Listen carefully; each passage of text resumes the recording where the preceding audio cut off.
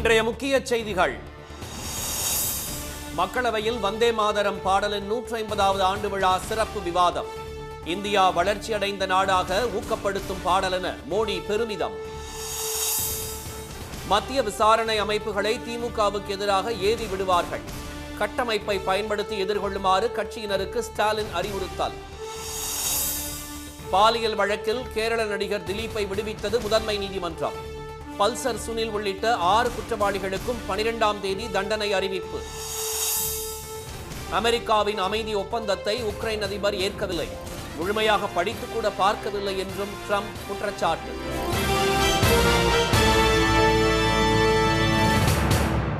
வணக்கம்.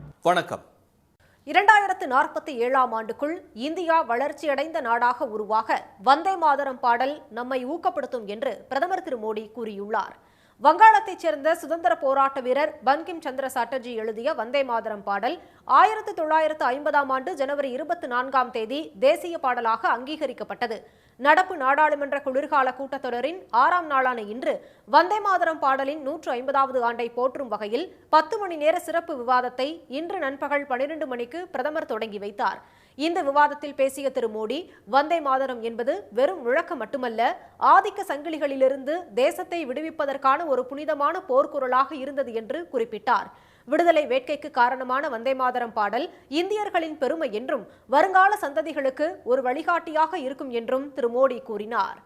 வந்தே மாதரம் ஊக்கமளித்த விடுதலை போராட்டத்தால் தான் நாடாளுமன்றத்தில் நாம் சுதந்திரமாக அமர்ந்திருக்கிறோம் என்றும் பிரதமர் திரு மோடி கூறினார்.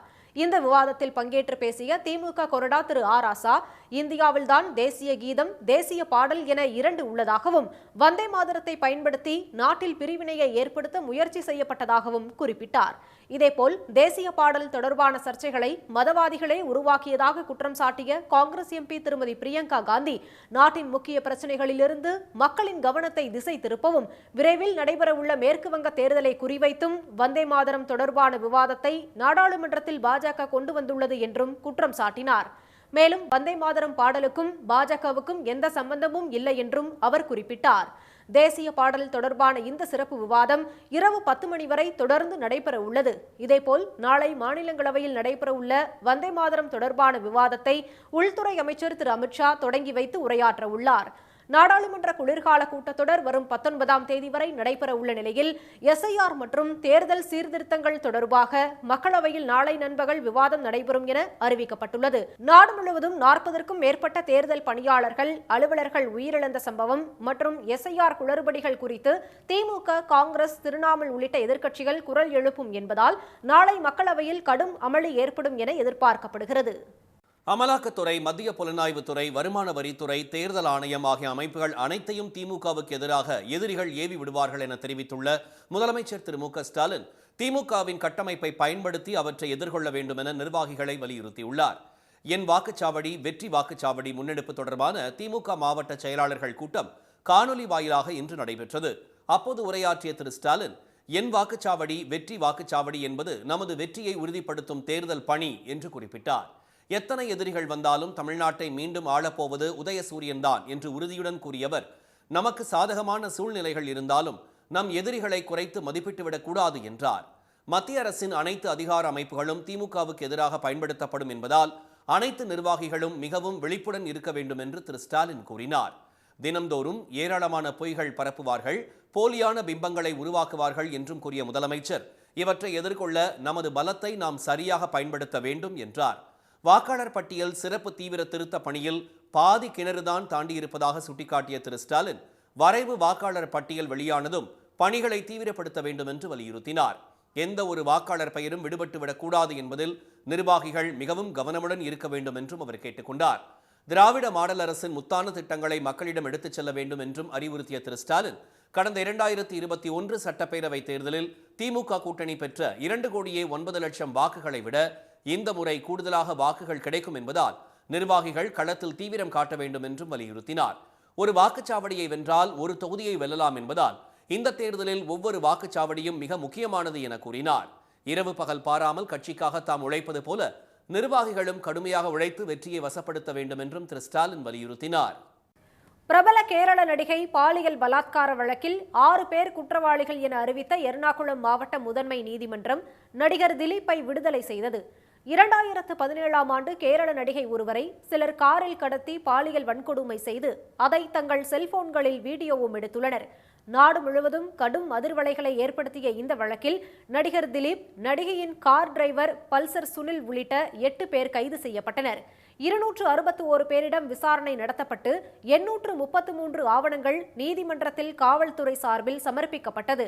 இது தொடர்பான வழக்கை கடந்த 8 ஆண்டுகளாக விசாரித்து வந்த எர்ணாகுளம் மாவட்ட முதன்மை நீதிமன்ற நீதிபதி திரு ஹனி வர்கீஸ் இன்று தீர்ப்பளித்தார். அதில் பாலியல் வழக்கில் பல்சர் சுனில் உள்பட 6 பேர் குற்றவாளிகள் என நீதிபதி அறிவித்தார்.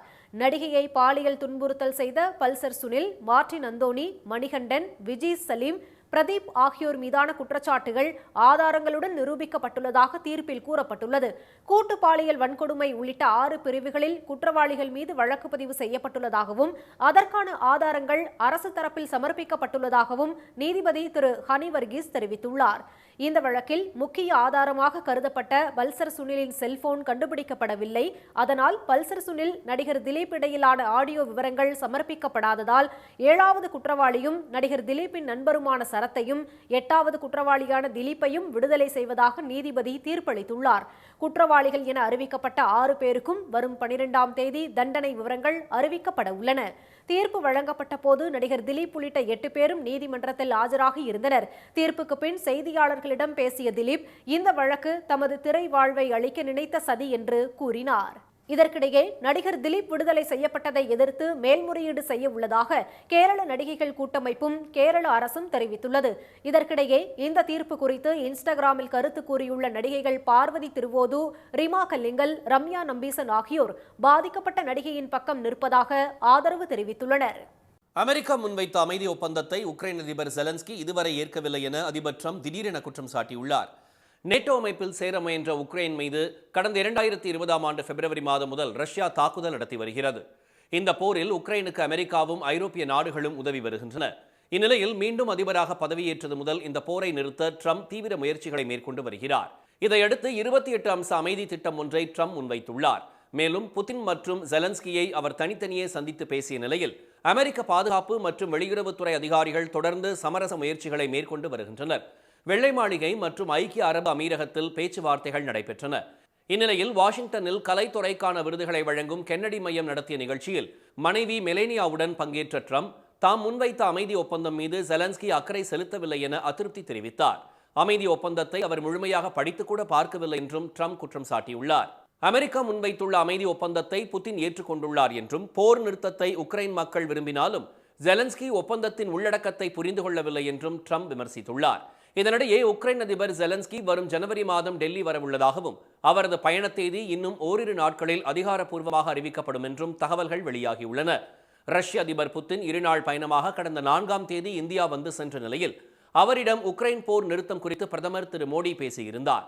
இந்நிலையில் ஜெலன்ஸ்கி மீது ட்ரம்ப் அதிருப்தி தெரிவித்துள்ள சூழலில் டெல்லி பயணத்தின் போது உக்ரைன் போர் நிறுத்தம் தொடர்பாக ஜெலன்ஸ்கியிடம் திரு மோடி ஆலோசனை நடத்துவார் என கூறப்படுகிறது.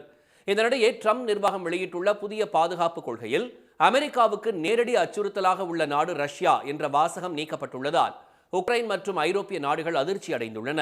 புதிய விதிமுறையில் மத்திய அரசு தளர்வுகள் அறிவித்துள்ள போதிலும் நாடு முழுவதும் இண்டிகோ விமானங்களின் சேவை 7வது நாளாக பாதிக்கப்பட்டுள்ளது. விமானிகளுக்கு கூடுதல் ஓய்வு நேரம் வழங்க வேண்டும், வாரத்தில் தொடர்ந்து 2 நாட்கள் கட்டாய விடுமுறை அளிக்க வேண்டும் என்பன உள்ளிட்ட பல்வேறு விதிமுறைகளை கடந்த மாதம் 1ஆம் தேதி முதல் மத்திய அரசு கட்டாயமாக்கியது. அதனை மற்ற விமான நிறுவனங்கள் ஏற்றுக்கொண்ட நிலையில் புதிய விதிமுறைகளுக்கு ஏற்ப முன்னெச்சரிக்கை நடவடிக்கை எடுக்காமல் செயல்பட்ட இண்டிகோ நிறுவனத்தின் விமான சேவை முடங்கியது. கடந்த 6 நாட்களில் நாடு முழுவதும் சுமார் 5000 இண்டிகோ விமானங்களின் சேவை ரத்து செய்யப்பட்டதால் 8 லட்சத்திற்கும் அதிகமான பயணிகள் பாதிக்கப்பட்டுள்ளனர். இதனால் விமான சேவையை உறுதி செய்யும் நோக்கில் வரும் பிப்ரவரி 10ஆம் தேதி வரை புதிய விதிகளை அமல்படுத்த தேவையில்லை என மத்திய அரசு தளர்வளித்தது. அதன் பின்னரும் நிலைமை சீரடையவில்லை. 7வது நாளான இன்று சென்னையில் மட்டும் 38 புறப்பாடு, 33 வருகை என 71 இண்டிகோ விமானங்கள் ரத்து செய்யப்பட்டுள்ளன. ஹைதராபாத்தில் 70 விமான சேவைகள் ரத்து செய்யப்பட்டுள்ளன. இதனால் முன்பதிவு செய்த பயணிகள் விமான நிலையங்களில் தவித்து வருகின்றனர். இண்டிகோ விமானங்கள் ரத்து செய்யப்பட்டதால் மற்ற விமானங்களின் கட்டணம் பல மடங்கு உயர்ந்துள்ளது. இந்நிலையில் திரு சஞ்சய் ஜா தலைமையிலான போக்குவரத்து மற்றும் கலாச்சாரத்துக்கான நாடாளுமன்ற நிலைக்குழு இதுகுறித்து விசாரிக்க முடிவு செய்துள்ளது. இதற்கிடையே இண்டிகோ விமான சேவை பாதிப்பு தொடர்பாக உச்சநீதிமன்றத்திலும் டெல்லி உயர்நீதிமன்றத்திலும் வழக்குகள் தொடரப்பட்டுள்ளன. எனினும் இந்த வழக்கை அவசர வழக்காக விசாரிக்க மறுத்த உச்சநீதிமன்ற தலைமை நீதிபதி அமர்வு விசாரணைக்கு பட்டியலிட அனுமதித்துள்ளது. இனி வருவது செய்தி துளிகள். கம்போடியா எல்லையில் தாய்லாந்து வான்வழி தாக்குதல் நடத்தியதால் பெரும் பதற்றம் நிலவுகிறது. கடந்த அக்டோபர் மாதம் அமெரிக்க அதிபர் டிரம்ப் முன்னிலையில் இரு நாடுகளிடையே போர் நிறுத்த ஒப்பந்தம் ஏற்பட்ட நிலையில் முதல் முறையாக மோதல் வெடித்துள்ளது. ஒப்பந்தத்தை மீறி கம்போடியா நடத்திய துப்பாக்கிச் சூட்டில் தாய்லாந்து வீரர் உயிரிழந்ததற்கு பதிலடியாக தாக்குதல் நடத்தப்பட்டதாக தாய்லாந்து தெரிவித்துள்ளது. ஹைதராபாத்தில் அமெரிக்க தூதரகம் அமைந்துள்ள சாலைக்கு டொனால்டு டிரம்ப் அவென்யூ என பெயர் சூட்ட தெலுங்கானா அரசு முடிவு செய்துள்ளது. இது தொடர்பாக இந்திய வெளியுறவு அமைச்சகத்திற்கும் அமெரிக்க தூதரகத்திற்கும் கடிதம் எழுதப்பட்டுள்ளது. ஹைதராபாத்தில் இன்றும் நாளையும் உலக முதலீட்டாளர்கள் மாநாடு நடைபெறும் நிலையில் இந்த அறிவிப்பு சர்வதேச கவனத்தை பெற்றுள்ளது. இதேபோல் மற்றொரு முக்கிய பகுதிக்கு கூகுள் ஸ்ட்ரீட் என்றும் புதிதாக அமைக்கப்பட உள்ள பசுமை வழிச்சாலைக்கு ரத்தன் டாடா சாலை என்றும் பெயர் சூட்ட திட்டமிடப்பட்டுள்ளது. கள்ளக்குறிச்சியில் பெற்றோரை இழந்து வாடும் 4 குழந்தைகளின் எதிர்கால நலனை கருத்தில் கொண்டு அவர்களுக்கு தேவையான பல்வேறு நலத்திட்ட உதவிகளை முதலமைச்சர் திரு மு.க. ஸ்டாலின் வழங்கினார். பூட்டை கிராமத்தைச் சேர்ந்த கமலக்கண்ணன், வசந்தி தம்பதி உடல்நலக் குறைவால் உயிரிழந்த நிலையில் பெற்றோரை இழந்து தவிக்கும் அவர்களது 4 குழந்தைகளுக்கு தேவையான அனைத்து உதவிகளையும் அரசு செய்து தரும் என முதலமைச்சர் உறுதியளித்தார். அதன்படி 4 குழந்தைகளின் எதிர்கால நலனை கருத்தில் கொண்டு வீட்டுமனை பட்டா, கலைஞரின் கனவு இல்லம் திட்டத்தின் கீழ் வீடு ஒதுக்கீடு, பணி நியமன ஆணை, அன்பு கரங்கள் திட்டத்தின் கீழ் நிதியுதவி, திறன் பயிற்சிக்கான உதவித்தொகை ஆகியவற்றை முதலமைச்சர் வழங்கினார்.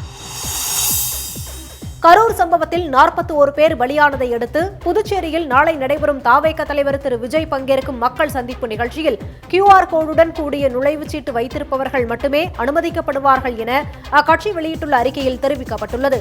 அதன்படி புதுச்சேரியைச் சேர்ந்த 5000 பேர் மட்டுமே அனுமதிக்கப்படுவார்கள் என்றும் தமிழ்நாட்டைச் சேர்ந்த யாருக்கும் அனுமதி இல்லை என்றும் அக்கட்சி அறிவித்துள்ளது. புதுச்சேரி போலி மருந்து தொழிற்சாலை விவகாரத்தில் குற்றவாளிகளையும் அவர்களுக்கு உடந்தையாக இருந்தவர்களையும் கைது செய்ய வலியுறுத்தி திமுக சார்பில் சட்டப்பேரவை முற்றுகை போராட்டம் நடைபெற்றது. எதிர்க்கட்சித் தலைவர் திரு சிவா தலைமையில் 500க்கும் மேற்பட்டோர் ஊர்வலமாக சட்டப்பேரவை நோக்கி வந்தனர். அப்போது ஆம்பூர் சாலையில் போலீசார் அவர்களை தடுத்து நிறுத்தியதால் கடும் தள்ளுமுள்ளு வாக்குவாதம் ஏற்பட்டது.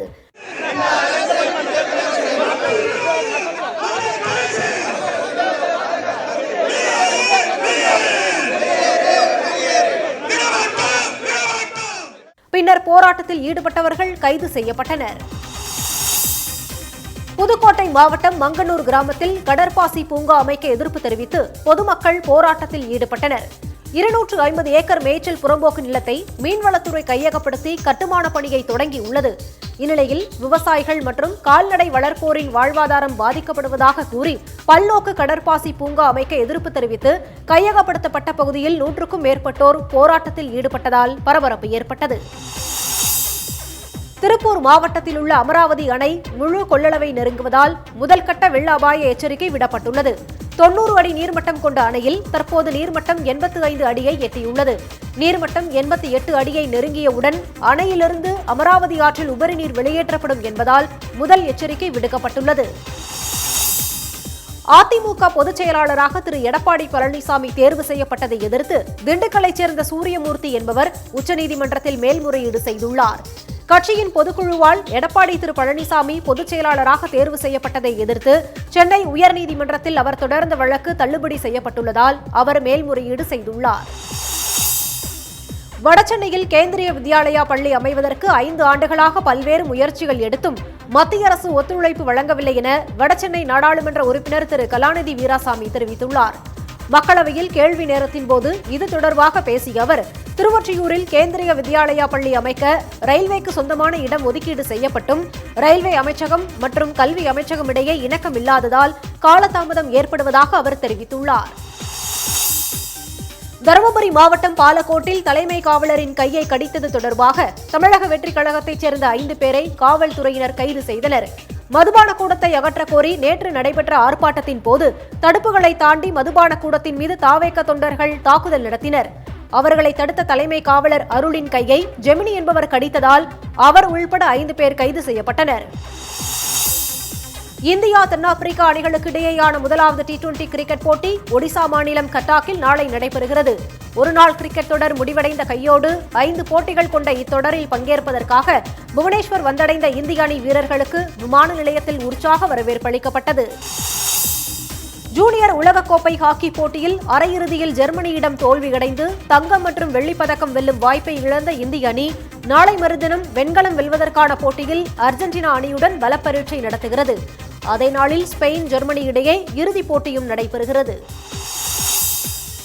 இன்றைய வர்த்தக முடிவில் மும்பை பங்குச்சந்தை குறியீட்டு எண் சென்செக்ஸ் 609 புள்ளிகள் குறைந்து 85,102 புள்ளிகளாக இருந்தது. தேசிய பங்குச்சந்தை குறியீட்டு எண் நிப்டி 225 புள்ளிகள் குறைந்து 25,960 புள்ளிகளாக நிறைவடைந்தது.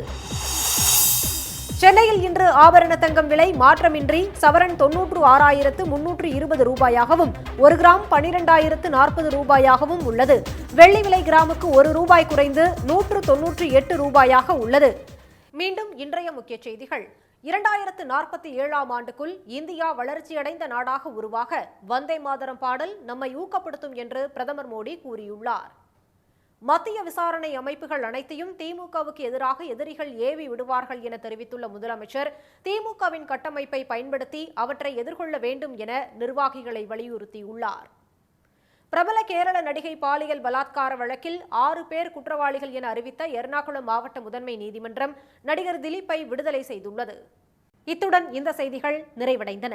மீண்டும் சன் டிவியில் செய்திகள் நாளை காலை 7:30 மணிக்கு. செய்திகளை உடனுக்குடன் தெரிந்து கொள்ள QR கோடை ஸ்கேன் செய்து சன் நியூஸ் வாட்ஸ்அப் சேனலில் இணைந்திருங்கள். வணக்கம். வணக்கம்.